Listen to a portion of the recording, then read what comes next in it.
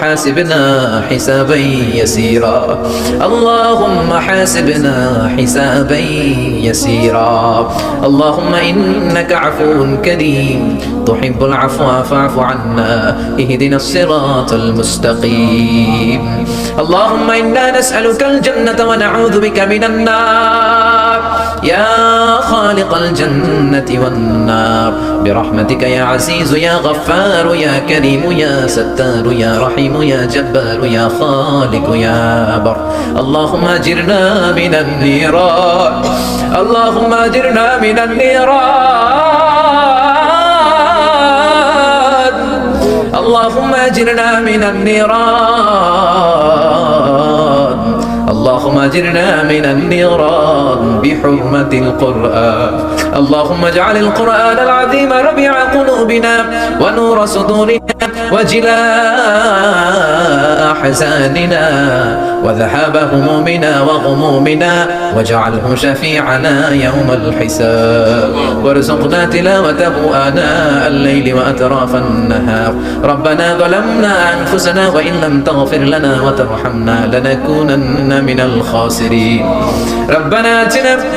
في الدنيا حسنة وفي الآخرة حسنة وقنا عذاب النار ও বিশাল আকাশের মালিক বিশাল জমিনের মালিক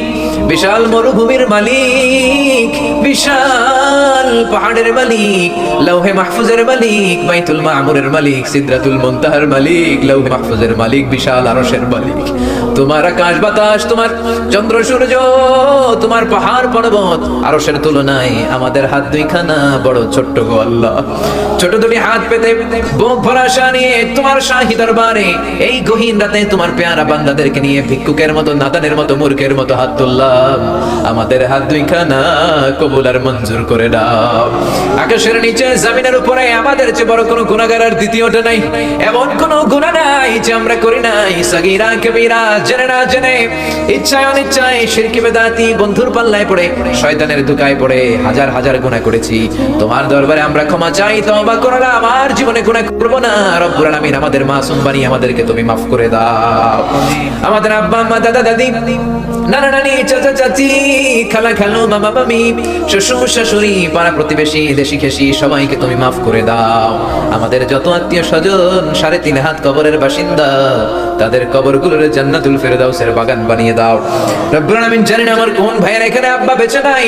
কোন ভাইয়ের আম্মা বেঁচে নাই কোন ভাইয়ের দাদা বেঁচে নাই কোন ভাইয়ের দাদি বেঁচে নাই কোন ভাইয়ের নানা বেঁচে নাই নানি বেঁচে নাই এমন হতে পারে রে মাওলা আব্বা আম্মা দাদা দাদি নানা নানি কেউ নাই রব্বুল আলামিন কত কষ্ট করে মাথার ঘাম পায়ে ফেলে বাবা আমাদেরকে মানুষের মতো মানুষ বানালো রে মাওরা নিজে খায় নাই আমাদেরকে কোনোদিন না খাইয়ে রাখে না বাবা নিজে পরে নাই আমাদেরকে না পরিয়ে রাখে নাই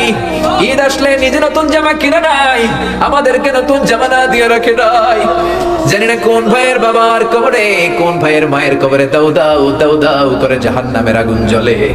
জানি না কোন জনম দুঃখিনী মায়ের কবরটা দাও দাও করে জ্বলে কত কষ্ট দিলাম দুঃখিনী মা মার কলিজার মাঝখানটাতে লাথি মেরে দুনিয়ায় আসলাম আমার মা অজ্ঞান হয়ে পড়ে রইল আবার জ্ঞান ফেরার পর আমারে কোলে তুলে নেয় সবাই বলল 10 মাসের কষ্ট এত তাড়াতাড়ি ভুললি কেমনে আমার মা জবাবে বললেন তোমরা বুঝবা না যখন আমি আমার সন্তান কোলে লইছি বুকে লইছি চুমা খাইছি রে 10 মাসের সব কষ্ট আমি 1 মিনিটে ভুলে ফেলাইছি জানি না কোন ভাইয়ের ওই জনম দুঃখিনী মায়ের কবরে আগুন জ্বলে কোন ভাইয়ের আব্বা জানের কবরে আগুন জ্বলে দাদার কবরে দাদির কবরে নানার কবরে নানির কবরে আগুন জ্বলে আব্বা আম্মার কবরে তুমি আযাবে দিও না দাদা দাদির কবরে তুমি আযাবে দিও না নানা নানির কবরে তুমি আযাবে দিও না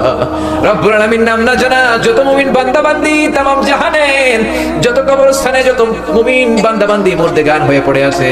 প্রত্যেকের কবরগুলোরে তুমি জান্নাতুল ফেরদাউসের বাগান বানিয়ে দাও রব্বুল আলামিন যারা টাকা দিয়ে, পয়সা দিয়ে, বুদ্ধি দিয়ে, পরামর্শ দিয়ে আজকের এই কোরআনের 27তম কোরআনের বাগানটারে সফল করলো মাওলা, কিয়ামতের দিন কঠিন মুসিবতের কালে এই মাহফিলটাকে তুমি তাদের নাজাতের ওসিলা বানিয়ে দাও।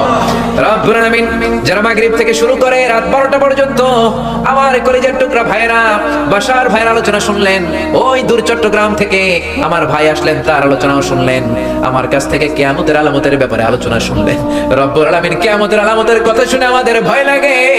আমাদের অন্তর কেঁপে যায়, আমাদের বড় ভয় হয়, না জানি আমরা ঈমান হারা হয়ে মরে যাই। রব্বুল আলামিন যত হকের কথা শুনলাম আমাদের জীবনে যেন বাস্তবায়ন করতে পারি তৌফিক দাও। আমার যে ভাইরা এখানে ব্যবসা করে ব্যবসায় বরকত দাও, আমার যে ভাইরা চাকরি করে চাকরিতে বরকত দাও, আমার যে ভাইরা দেশের বাইরে প্রবাস জীবন কাটায় তারা যেন সহি সালামতে থেকে দেশে অর্থ পাঠাতে পারে তৌফিক দাও।